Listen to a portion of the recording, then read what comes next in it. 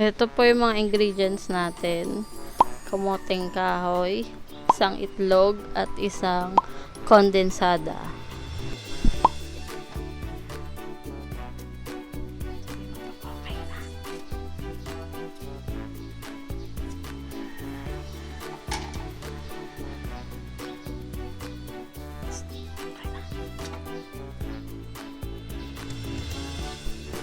So guys, tapos na po. After mabalatan, kakayurin na po natin yung pang-grate.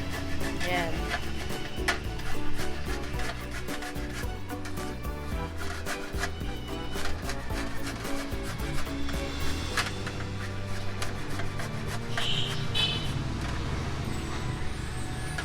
Ito yun na yung nag-grate natin na kamoteng kahoy. Pipigaan lang siya para matanggal yung pait.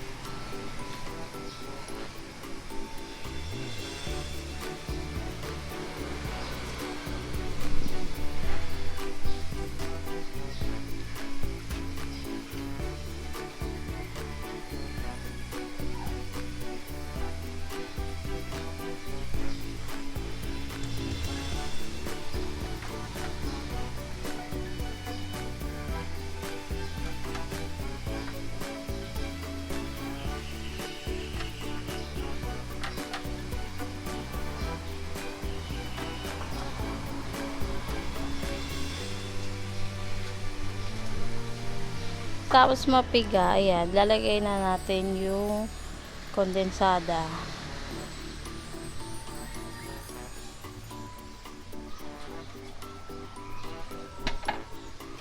Haluin.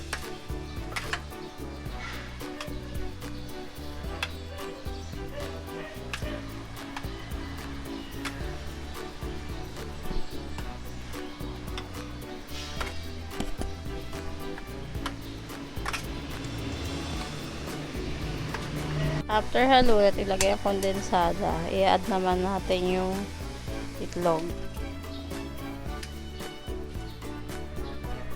Tapos haluin ulit.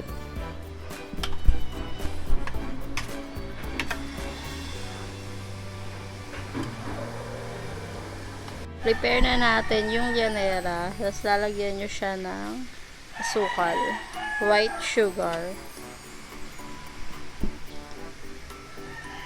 Lalagyan siya ng mga 2 tablespoon ng tubig.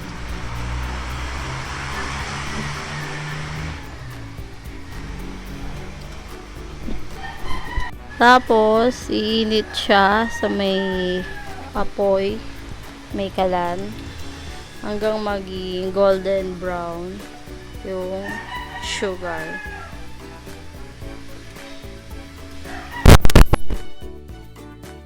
And guys, after makaramelize, ilalagay na natin yung ginawa natin.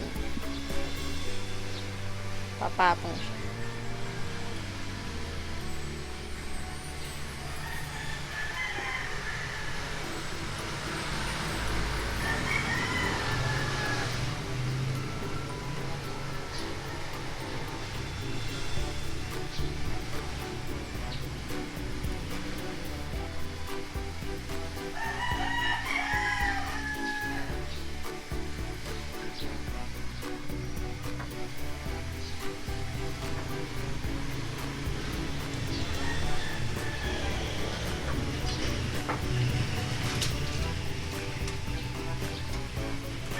Ito na siya. I-steam na natin siya. Kung may foil kayo, pwede nyo siya lagyan ng foil sa ibabaw. Pero ang ginagawa namin, nilalagyan na lang namin ng tela yung takip ng steamer. Para hindi siya matuluan ng tubig. I-steam na siya ng 40 to 45 minutes.